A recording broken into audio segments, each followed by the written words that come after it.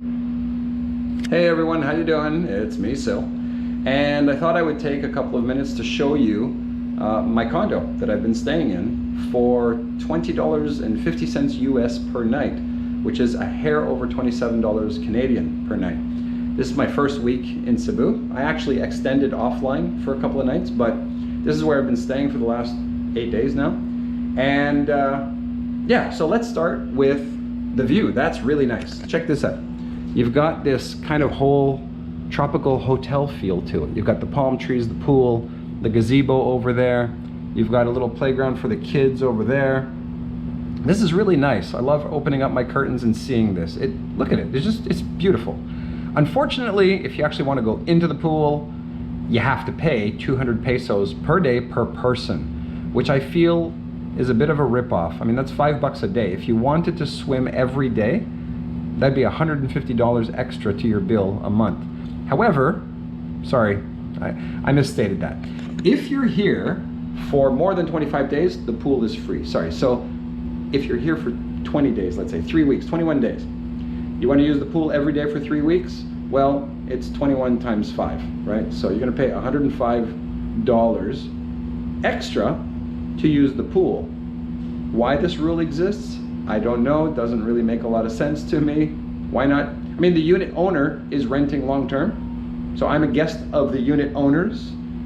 Why not just let us use the pool for free? I don't know, but anyhow, that's the rule, and you need to know about it if you're gonna book here. Oh, by the way, the name of the condo compound is called One Oasis. Location-wise, it's not terrible, but it's not great.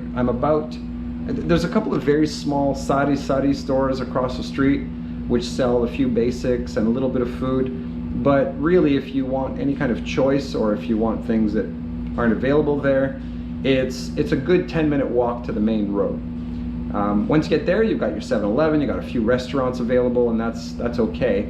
But yeah, if you're gonna want, if you want to go to the mall, you're gonna get a taxi. If you want to go anywhere really, you're gonna often get a taxi, or be prepared to do a lot of walking. Okay, so that's the location, that's the outside. Now inside the unit, we've got, if I don't trip on my ass, we've got an air conditioner. Now this air conditioner is actually kind of broken. It works, but the buttons don't work. Like, it's only the on and off button and the down temperature button that works, that's it. So it's stuck on 16. I did find by accident that if you turn it off and you unplug it, it'll reset to 22, but nothing else works. Like you can't change it to just dehumidify. Like nothing else works besides down and power. But you know what? It's not too bad. When I don't need very strong air conditioning, then I'll just turn it off, unplug it, reset it to 22, and that's okay. I don't need it much colder than that in the evening. In the evening, it keeps up pretty well. In the daytime, not so well. I'm kind of warm, but it's better than nothing. I'm not, boiling. I'm not sweating buckets or anything like that. So I made it work, but it's not ideal. You've got these blackout curtains, which for me is essential. I can't sleep in a room that has sheer curtains, that let in a lot of light. So for me, that's really great. You've got internet, 10 megabits, I think is what they said, up and down. So the internet works pretty well, which, is hard to find. There's a lot of places that'll go with 5 megabit or 3 megabit. They're cheaping out on the internet. I don't know why so many unit owners, so many Airbnb hosts, they cheap out on the internet. To save like 20 bucks a month, they'll get crappy internet, and then, man, I don't know about other people, but if I go somewhere and there's crappy internet, I'm never booking there again. End of story. Like, there's no excuse for it. 20 bucks a month, just pay it, and you'll have a happy customer that keeps coming back. At least that's me.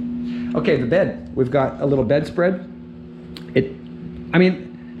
This is a bit lazy, I think. I think they could have just sprung for a slightly bigger one. This one doesn't even cover the mattress. So if you're two, good luck fighting for that blanket. But then again, maybe it'll spice up your little nighttime activities. If it's gotten monotonous and boring, a little fighting can turn things around. Okay, so all right, we got the kitchen, we got a fridge, microwave, hot plate. Oh, the TV. I haven't turned the TV on. I don't even know if it works because I don't watch TV, but it's there. I assume it works, but then again, I assume the air conditioner worked. So who knows?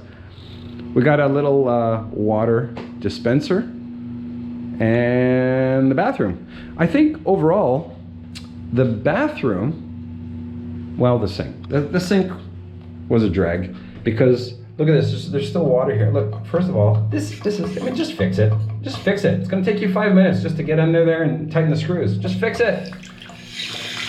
You turn this on and the water takes like 20 minutes to drain. Like this amount of water is gonna take 20 minutes to drain. So it's actually very hard to keep the sink clean because if you use soap, of course, it just floats on the top and it takes 20 minutes to drain and the soap just kind of cakes the sides.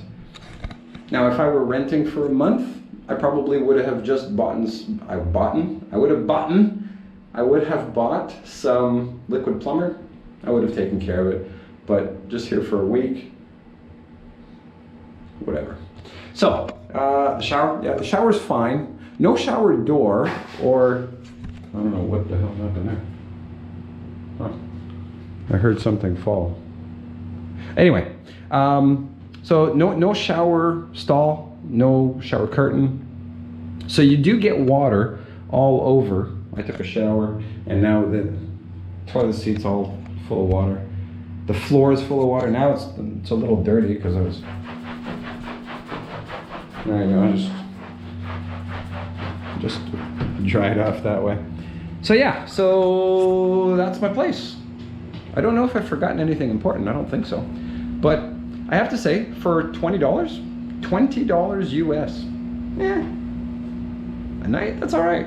If you were renting for a month, I don't know if they offer a discount. Every Airbnb host decides whether or not to offer a monthly discount or whatever. So I don't know about these guys. I didn't try for a month.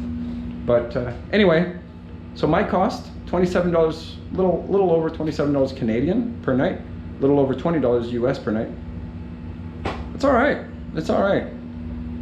You know, if the air conditioner worked properly, I mean, if the buttons worked properly on the air conditioner, and if the sink wasn't clogged from the day I got here, I'd have no complaints, yeah. So if they fix that, it'd be fantastic, especially for the money.